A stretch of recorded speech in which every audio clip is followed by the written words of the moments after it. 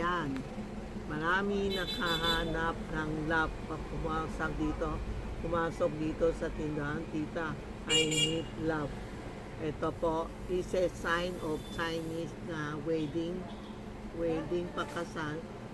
This is a sign, didikit sa damit, didikit sa pinto, didikit sa bintana, lahat po. And this is bulaklak. Sing-sing siyang ibig sabihin dalawang puso nakadikit. Kung sino nakahanap ng love, harmony, ito po, sabihin mo lang sa amin. Okay? Tapos ito, money tree, pang pera, pwede din sa harmony. Marami siyang bird, tinatawag ng pera. Ito ang harmony. Ngayon episode para sa pera, sa harmony. Ha? Screenshot nyo ha, o itong pera, yan. Kasi dati kami walang calculator. Kaya ito ang calculator namin, pero hindi ako marunong. Kasi wala kaming turo, yan ang calculator. Ito, ibig sabihin pangpasok ng pera. Ang importante, lagay nyo sa office nyo, sosi o sa bag mo. This is for money. Ha? Tapos ito naman, meron siya apple, orange, and pear for smooth. Smooth ang buhay nyo. Halimbawa, magulo ang buhay nyo sa bahay. May customer, buong bahay lang, puro away-away.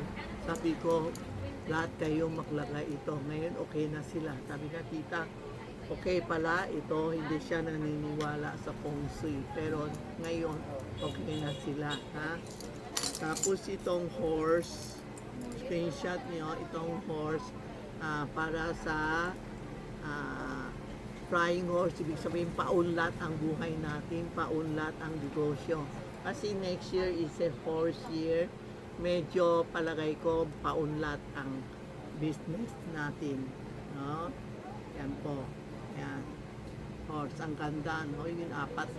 Tingnan mo. Pag kayo bumili ng horse na apat na katayo, kailangan meron siya isa nakataas po. Ha?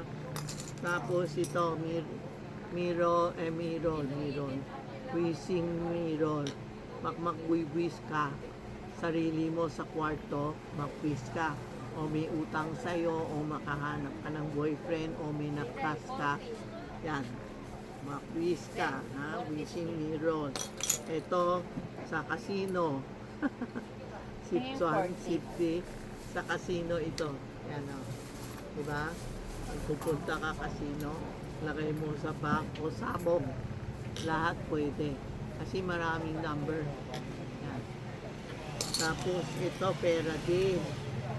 Mga pera, perlas.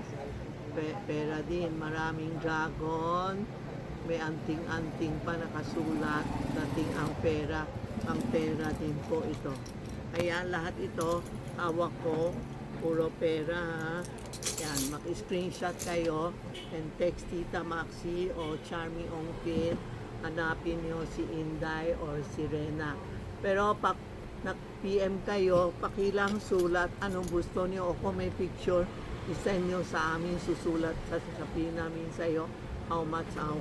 Pero mga kitchen, halos isang presyo lang. Pero pag yung dalawa, medyo mahal. Halimbawa ganito, may 3, 4, medyo mahal. Pero mga single po, mura lang.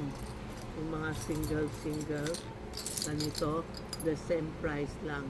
Okay? Text na lang kayo para answerin kami na PM kayo muna, ha?